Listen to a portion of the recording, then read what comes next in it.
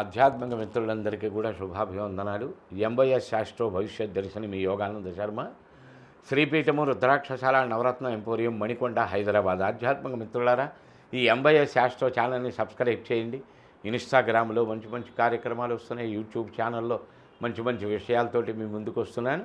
తప్పకుండా ఆస్వాదించండి, 10 మందికి తెలియచేయండి. ఈరోజు మనం నక్షత్ర ప్రకరణంలో హస్త నక్షత్రం గురించి తెలుసుకుంటున్నాం. హస్త 1వ పాదం, 2వ పాదం, 3వ పాదం, 4వ పాదం, 4 పాదాలు కన్యారాశిలో ఉంటాయి. ఇక్కడ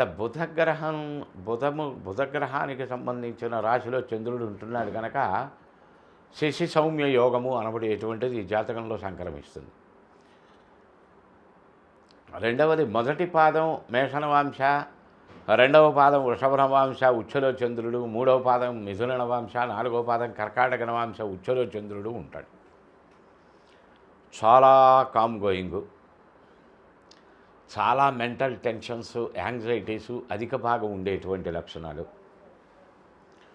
సోది చెప్పటానికి ఎక్కువ ముందడుగులో ఉంటారు వీళ్ళు.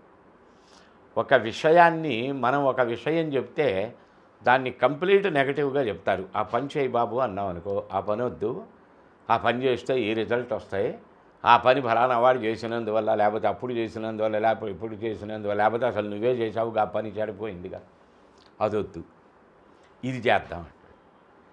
ఈ వద్దు అని చెప్పింది ఏదైతే ఉంటుందో అదే కరెక్టు, కానీ అది చేయదు.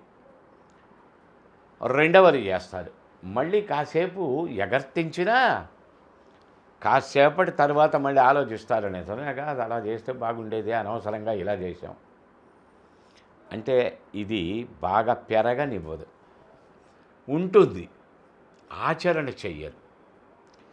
ఈ నెల గడిచిపోతే చాలు, ఈ రోజు గడిచిపోతే చాలు, ఈ సంవత్సరం గడిచిపోతే చాలు,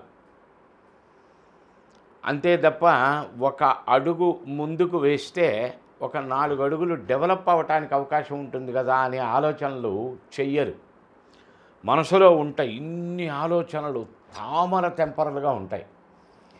ప్రతి దాన్ని గీకి గీకి పీకి పీకి ఆలోచిస్తూ ఉంటారు.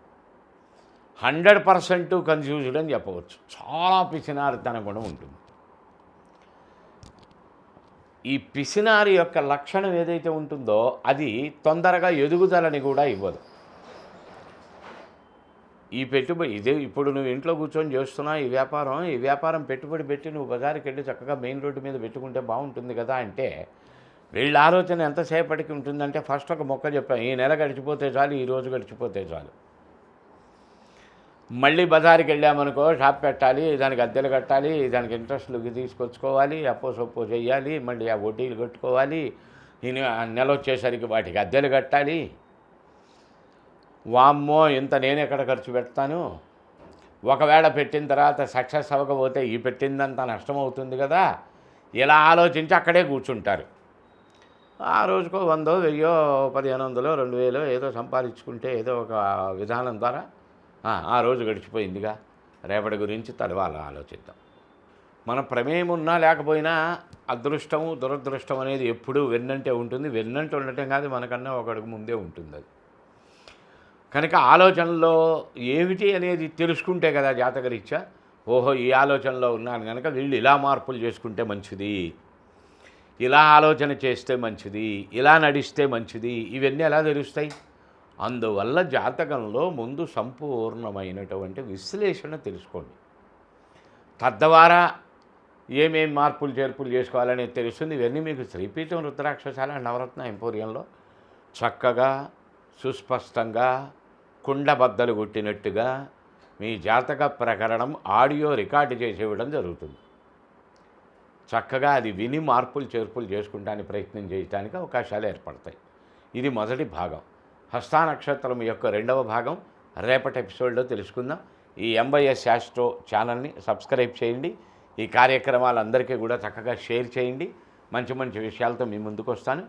శ్రీపీఠం రుద్రాక్షశాల నవరత్న ఎంపోరియం మణికొండ హైదరాబాద్. జై గురుదత్త.